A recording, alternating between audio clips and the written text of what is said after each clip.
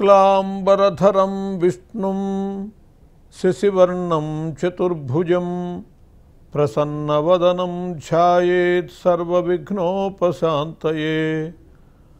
आपदामपहर्तारं दातारं सर्वसंपदां लोकाभिरामं श्रीरामं भूयो भूयो नमाम्यहम्।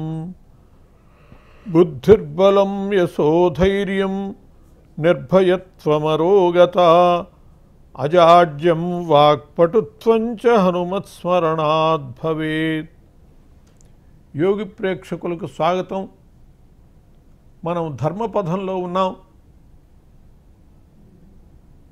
మన ధర్మం అనేక నామాలతో పిలువబడుతూ ఉన్నది। అందులో ఆర్షధర్మం అని చెప్పి దీనికి ఒక పేరు ఉన్నది। ఆర్షధర్మము అంటే ఋషి శబ్దము నుంచి ఆర్షము వచ్చింది। ఋషుల వల్ల వాళ్ళు చెప్పినటువంటి ధర్మాల వల్ల మన ధర్మము ఆర్షధర్మంగా ఖ్యాతి పొందింది కాబట్టి ఆ ఋషుల యొక్క చరిత్ర తెలుసుకోవటము, వాళ్ళు చెప్పినటువంటి ధర్మాలను గురించి తెలుసుకోవటము కర్తవ్యంగా పెద్దలు చెబుతారు। అందులో దేవర్షి నారదుడు మహర్షులలో ఆయన చాలా శ్రేష్ఠుడు। ఆయన 84 సూత్రాలతో భక్తి సూత్రాలు రచన చేసి లోకానికి అందించాడు। నారద భక్తి సూత్రాలు అని అంటారు। ఆ భక్తి సూత్రాల్లో 72వ సూత్రంగా భక్తి విషయంలో జాతి విద్య రూప కుల ధన వివక్ష ఏది కూడా ఉండదు అని చెప్పి ఆయన చెప్పడం జరిగింది 72వ సూత్రంగా। దానికి నిదర్శనంగానే మనకి ఆ విష్ణు భక్తులు అయినటువంటి నారదుడు విష్ణు భక్తుడే। విష్ణు భక్తుల్లో శ్రేష్ఠులైనటువంటి పన్నిద్దరాళ్వార్ల చరిత్రల్ని గమనించినప్పుడు ఈ సూత్రం మనకి అన్వయిస్తూ ఉంటుంది। పన్నిద్దరాళ్వారులలో అంచెకులజులు కూడా ఉన్నారు। అన్ని రకాల వర్ణాల వాళ్ళు ఈ ఆళ్వారులుగా ప్రసిద్ధి పొందారు। వాళ్ళు తెలియజేసినటువంటి ఆ దివ్య ప్రబంధములు పాసురముల ద్వారా లోకంలో విష్ణుభక్తి ప్రచురమైంది। అలాంటి గురుస్థానీయులుగా అన్ని వర్ణముల వారు ఉన్నట్లుగా మనకు కనపడుతుంది। అలాగే ఈ భక్తులలో ఒక కాలంలో ఉత్తమంగా ఉండి తరువాత దిగజారి మళ్ళీ ఉత్తమ స్థితికి పొందినటువంటి వాళ్ళు కూడా ఉన్నారు। అలా నీచ స్థితి నుంచి ఉత్తమ స్థితికి వచ్చి వాళ్ళు భక్తి విషయంలో ఆదర్శంగా నిలబడినటువంటి వాళ్ళు ఉన్నారు।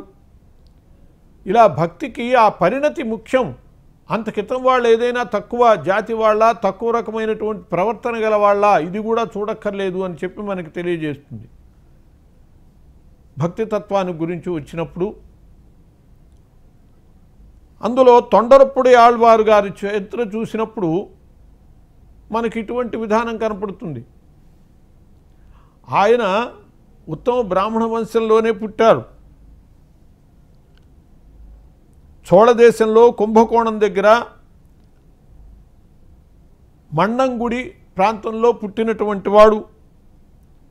బ్రాహ్మణ వంశంలో పుట్టి వివాహం కూడా ప్రతిబంధకము దైవభక్తికి అని ఆలోచించినటువంటి వాడు। అటువంటి వాడు తులసి వనం ఏర్పాటు చేసుకుని శ్రోత్రియ కుటుంబంలో పుట్టినటువంటి ఆయన మాలా కైంకర్యము చేస్తూ భగవంతునికి అలా కాలక్షేపణ చేస్తూ ఉండేటటువంటి సమయంలో దేవదాసి అయినటువంటి ఆమె ఈయన వనంలో ప్రవేశిస్తుంది। అలా ప్రవేశించినటువంటి ఆమె తన మాటల ద్వారా ఈతన్ని పరవశుణ్ణి చేస్తుంది। అలా ఈ తొండరప్పుడి ఆళ్వారు ఆయన్నే విప్రనారాయణ అని చెప్పి కూడా అంటూ ఉంటారు। శ్రీరంగంలో పుష్పవనాన్ని ఏర్పాటు చేసుకుని సేవ కైంకర్యం చేస్తూ ఉండేటటువంటి వాడు। ఆ మాలా కైంకర్యం చేసేటటువంటి ఆయన్ని సభలో నర్తకిగా ఉన్నటువంటి ఆమె దేవదేవి ఆయన వనంలో ప్రవేశించి మాటలతో ఆకర్షించి భ్రమింపజేస్తే అతడు రసికత వహించి అటు ఆమెతో రాసిక్యము ఇటు భక్తి రెండూ నడిపినటువంటి వాడై కొంతకాలానికి పూర్తిగా భక్తి విశిష్టతని గ్రహించి ఆ రక్తిని వదిలిపెట్టి పుణ్యమార్గంలో భక్తి మార్గంలో జీవితాన్ని చరితార్థం చేసుకుని చివరికి ఆళ్వారులలో పన్నిద్దరు ఆళ్వారులో ఒకడుగా ఖ్యాతి పొందాడు. తొండరపుడి ఆళ్వారు అనేటటువంటి పేరుతో, విప్రనారాయణ అనేటటువంటి పేరుతో లోకంలో ప్రసిద్ధి ఉన్నది. కాబట్టి బ్రాహ్మణ కులంలో పుట్టి మధ్యలో వేశ్యాలోలుడై పతనమయ్యి మళ్ళీ ఉత్తమమైనటువంటి భక్తి మార్గం ద్వారా సద్గతిని సాధించినటువంటి వాళ్ళు. అంటే ఏ రూపంలో కూడా భక్తి అనేటటువంటి దానికి ఇవి ప్రతిబంధకాలు కావు. పరిణతి సాధించినప్పుడు ఆ భక్తునికి గత చరిత్ర ఏం కూడా ఇబ్బంది కాదు అనేటటువంటి దాన్ని మనకి ఇటువంటి చరిత్రలు నిరూపిస్తాయి. అలాంటి తొండరపుడి ఆళ్వారు తిరుమాలై అని పవిత్రమైనటువంటి మాలగా 40 పాసురాలతో రచన చేశాడు. ఈ తొండరపుడి ఆళ్వారిని వనమాలగా ఆ విష్ణుమూర్తి యొక్క కంఠమును ధరింపబడేటటువంటి మాల స్వరూపంగా కూడా గ్రహిస్తారు.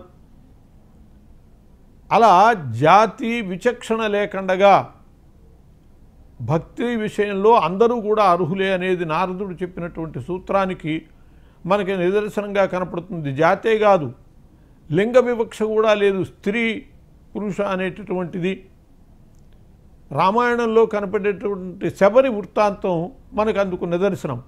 ఆమె జాత్య కొండజాతి శబరజాతికి సంబంధించినటువంటిది. అలాగే స్త్రీ అయినా కూడా భక్తిలో ఒక పరాకాష్ఠని సాధించినటువంటి ఆమెగా మనకు కనపడుతుంది. శబర జాతిలో పుట్టినటువంటి ఈమె, ఈ శబరి చాలా కురూపిగా ఉండేది. తల్లిదండ్రులు కన్నబిడ్డ కాబట్టి ప్రేమతో పెంచుకున్నారు. ఆమెకు వివాహం చేయవలసి వచ్చింది. ఆమె స్వరూపం చూస్తే వివాహం ఎవడూ చేసుకోడనేటటువంటి పరిస్థితిగా ఉంటే రాత్రి సమయంలో ఆ శబరజాతికి సంబంధించినటువంటి ఒక వ్యక్తిని ఎక్కడి నుంచో తీసుకొచ్చి అతనిని ఒప్పించి ఈమెకి వివాహం చేశారు.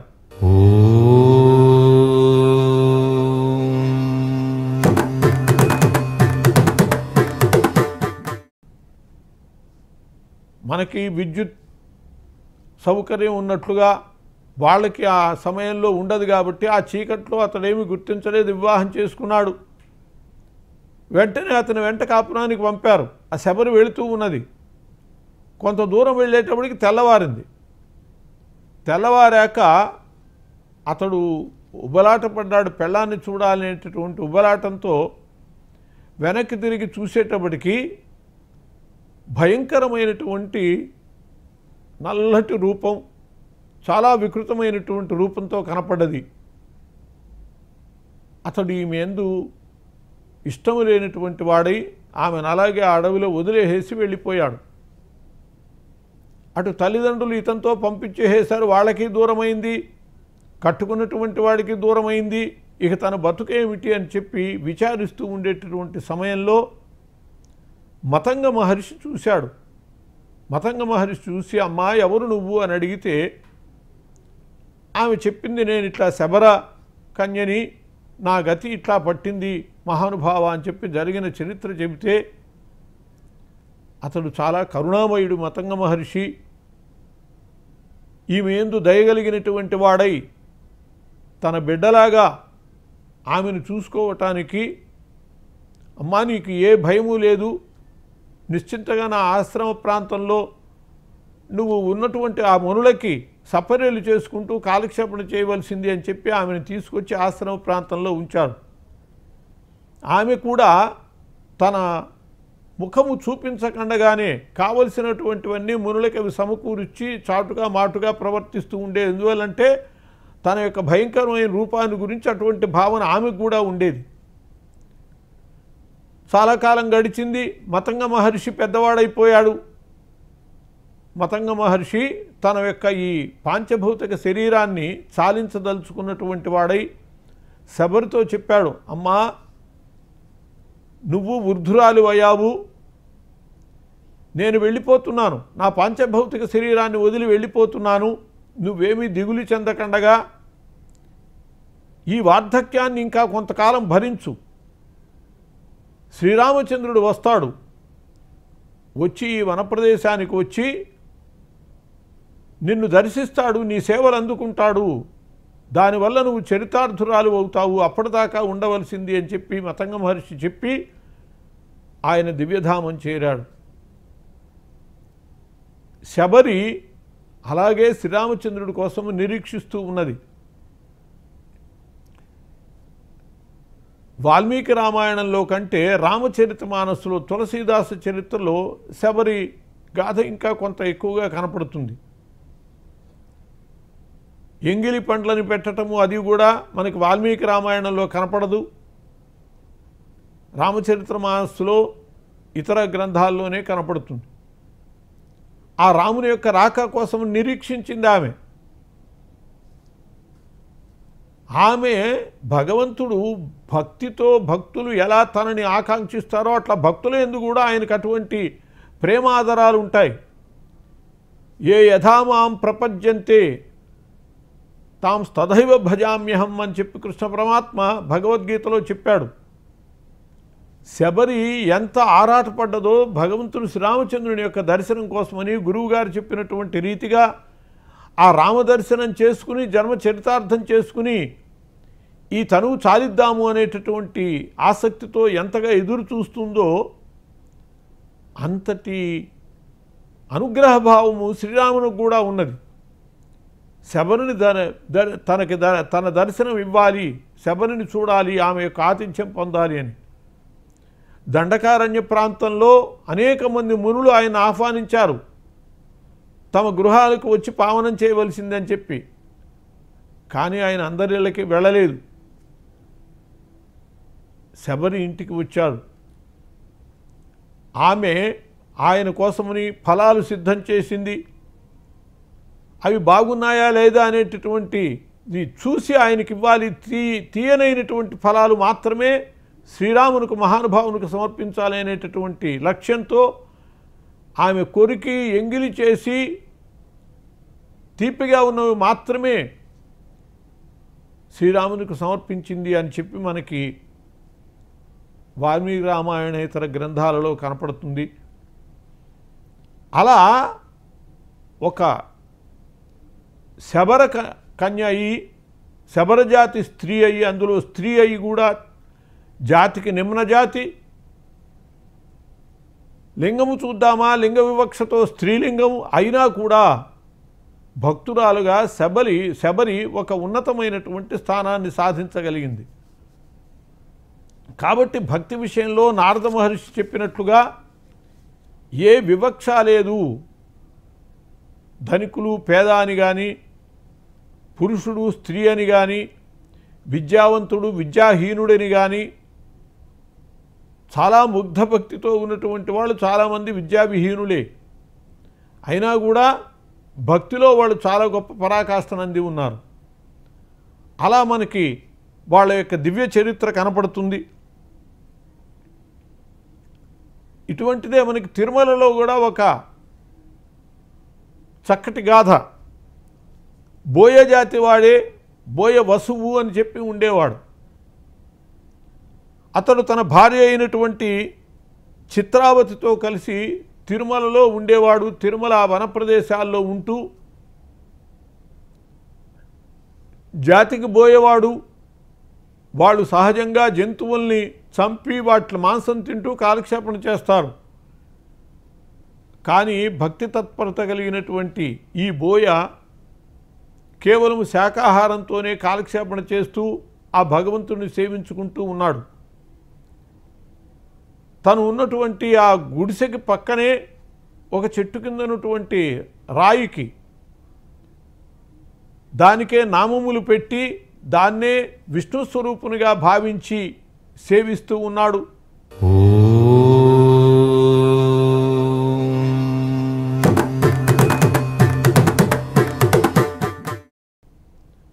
తాను తెచ్చుకున్నటువంటి వెదురు బియ్యము, ఆ వనంలో తిరిగి సాధించుకొచ్చినటువంటి తేనె, వాటినే ఆ విష్ణు స్వరూపునికి ఆ రాయికి నామం పెట్టుకుని ఉంచినటువంటి దానికే దేన్ని భగవత్ స్వరూపంగా భావిస్తే అందు భగవంతుడు ఉంటాడు. ప్రహ్లాదుడు ఇందుగలడందులేడను సందేహం వలదు అని చెప్పినట్లుగా ఎక్కడ భావన చేస్తే అక్కడ భగవంతుడిని మనం చూడగలుగుతాం.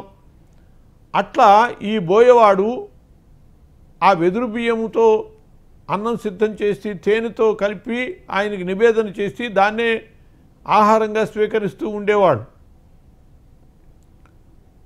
ఒక మాట అతడు తేనె కోసం బయటికి వెళ్ళాడు. వెదురు బియ్యం వండటం జరిగింది ఆ చిత్రావతి, కానీ తేనె రాలేదు.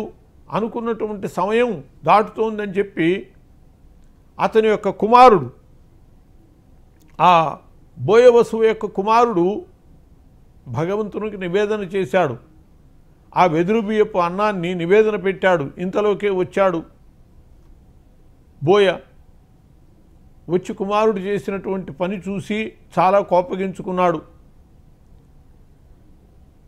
భగవంతునకు తేనె లేకుండా అట్ట ఒట్టి అన్నం పెడతావా?